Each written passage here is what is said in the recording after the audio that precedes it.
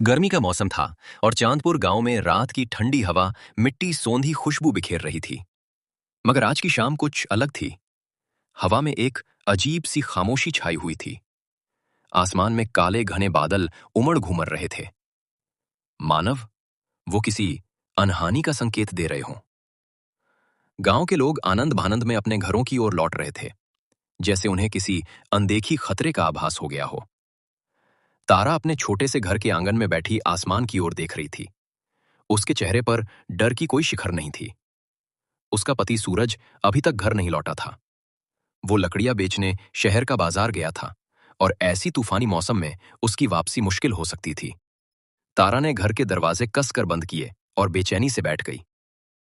जैसे ही उसने दरवाजा बंद किया, बिजली जोर से कड़की और मूसलाधार बारिश शुरू हो गई। हवा इतनी तेज थी कि लग रहा था जैसे घर की छत उड़ जाएगी। बारिश की बूंदें खिड़कियों पे ऐसे गिर रही थी जैसे कोई बाहर से पत्थर फेंक रहा हो। छोटी सी चंदा बारिश की आवाज से सहमी हुई थी। माँ, पापा कब आएंगे? वो जल्दी आ जाएंगे, मेरी प्यारी बेटी। लेकिन तारा के दिल में एक अजीब सी डर पैदा हो गया।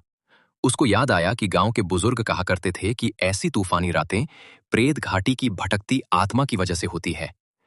वो आत्मा उन लोगों को दिखाई देती है जो अंधेरे में अकेले होते हैं, उनकी आवाज को कॉपी करती है और फिर उनको अपनी तरफ बुलाती हैं। रात गहरी होती जा रही थी। बारिश की आवाज अब कानों को भेद रही थी। तभी किसी ने दरवाजा खटखटाया। कौन है? तारा चौंक गई। उसने सोचा, ये भूत है, लेकिन ये तो सूरज था। मैं दरवाजा खोल रही हूँ। ये सोचकर वो आगे बढ़ी, लेकिन जैसे वो दरवाजा खोलना चाही, चंदा ने उसे रोक दिया। नहीं माँ, दरवाजा मत खोलना, वो पापा नहीं है। तारा अवाक रह गई।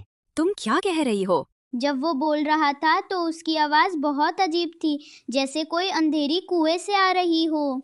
तारा ने चंदा की बातों पर गौर किया और उसका दिल दहल गया। उसे याद आया कि गांव के लोग कहा करते थे कि उस भटकती हुई आत्मा की आवाज में एक अजीब सी गूंज होती है, जो किसी भी व्यक्ति की आवाज का नकल करने के बाद भी बनी रहती है। तारा दरवाजे से दूर हट गई और अपने बेटी के साथ एक कोने में दुबक कर बैठ गई। बाहर से फिर आवाज आई। तारा, क्या हुआ? दरवाजा खोलो, मुझे ठंड लग रही है। इस बार आवाज थोड़ी तेज थी। तारा ने सोचा चुप रहना ही बेहतर है। वो जानती थी अगर उसने दरवाजा खोला तो वो कभी जीवित नहीं बच पाएंगे।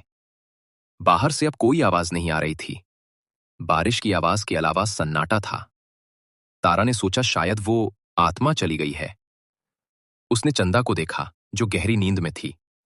उसने भी अपनी आंखें बंद कर ली और ईश्वर से प्रार्थना करने लगी। जब वो सुबह उठी तो बारिश थम गई थी।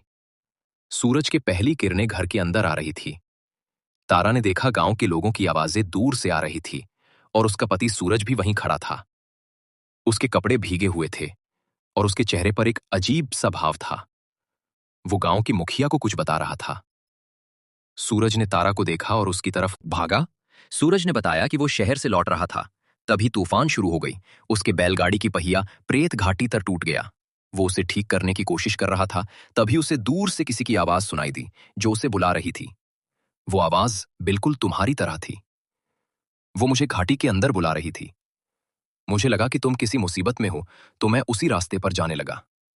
तभी मुझे एक गांव के बुजुर्ग की याद आई जो कहता था, ऐसी आवाजों के पीछे कभी नहीं जाना चाहिए।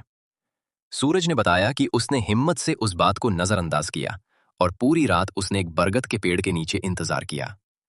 जब सुबह बारिश रुकी तो वो किसी तरह गांव पहुंचा।